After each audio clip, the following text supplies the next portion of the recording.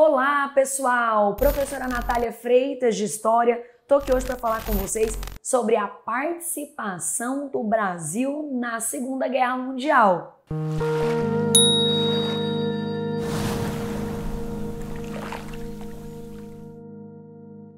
Gente, o Brasil vai participar sim da Segunda Guerra Mundial, enviando 25 mil pracinhas brasileiros para lutar principalmente na Itália fascista.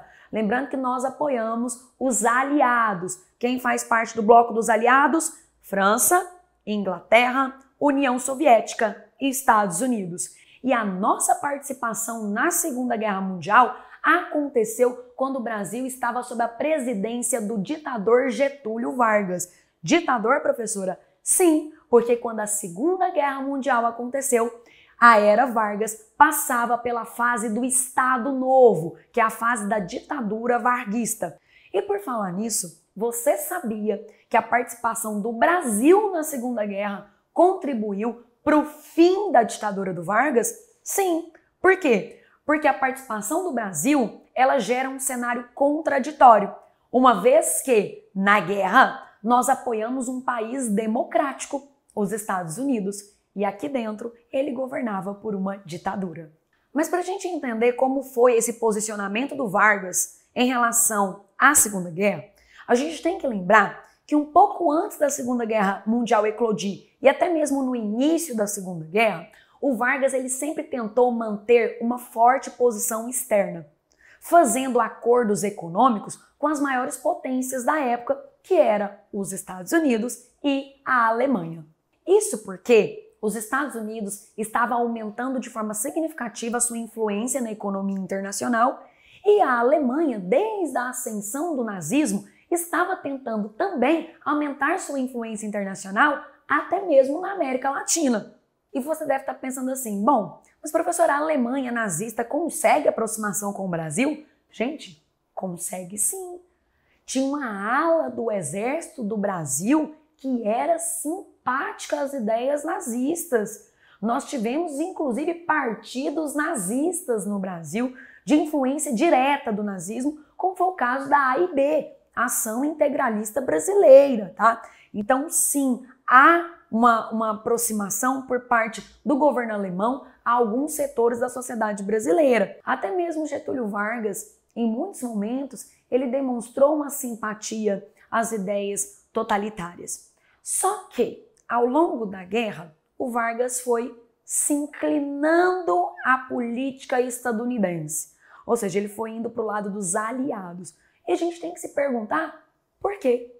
Por que o Vargas, ele em muitos momentos demonstra a simpatia pelo eixo, mas depois ele acaba se inclinando aos interesses aliados? Há muitas hipóteses para a gente explicar essa mudança de postura. Bom, mas vamos tentar começar aqui. O primeiro ponto que a gente tem que observar aqui, o que contribuiu para essa mudança de postura do Vargas, é que a Inglaterra havia criado um bloqueio marítimo em relação à Alemanha. Isso começa a dificultar as relações econômicas comerciais que a Alemanha tinha com o Brasil. E isso acabou fortalecendo a presença dos Estados Unidos aqui. E ainda tem uma outra coisa. Os estadunidenses, percebendo essa influência nazista, não só no Brasil, como na América Latina, eles começam a criar mecanismos de aumentar a sua influência, de aumentar a influência americana, tanto na cultura quanto na economia da América Latina. Essa política de aproximação dos Estados Unidos com países da América Latina, e aí não foi só o Brasil, foi o caso do México também, essa política de aproximação ficou conhecida como política da boa vizinhança. Economicamente, essa política garantiu muitas coisas aos Estados Unidos. Por exemplo, o uso da borracha brasileira e também o uso de bases militares no Nordeste do Brasil. Na época, o presidente dos Estados Unidos, Franklin Delano Roosevelt, ele chegou a visitar o Nordeste brasileiro. E em troca, o Brasil, Getúlio Vargas, acabou recebendo verbas dos Estados Unidos para construir a Companhia Siderúrgica Nacional, que foi feita em Volta Redonda, no Rio de Janeiro, além de também acabar recebendo artigos militares dos Estados Unidos. Mas essa aproximação pela boa vizinhança não foi só no campo econômico. No campo cultural, isso foi muito intenso. Na época, Franklin Delano Roosevelt nomeou Nelson Rockefeller para cuidar dessa aproximação cultural entre Brasil e Estados Unidos. A equipe de Nelson Rockefeller, representando os Estados Unidos, se reúne então com Walt Disney.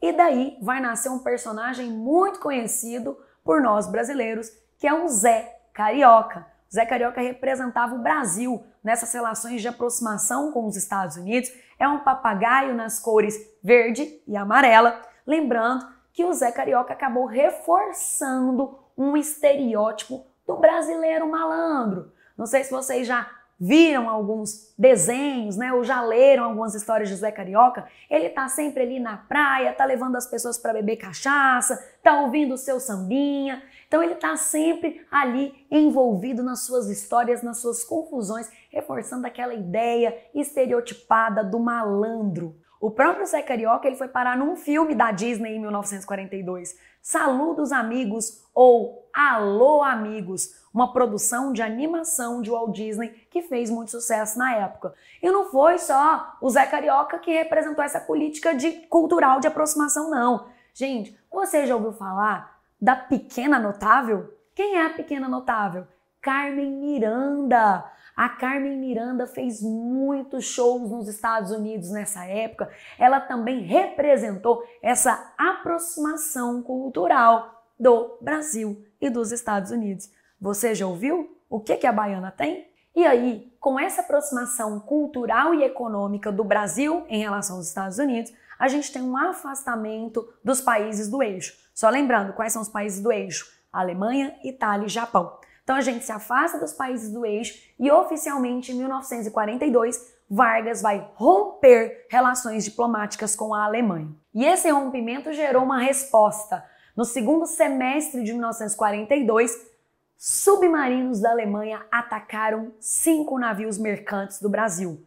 Isso fez, então, com que Vargas declarasse guerra à Alemanha. Então lembra, gente, o estopim para o Brasil entrar na Segunda Guerra Mundial foi quando ele teve navios atacados por submarinos da Alemanha.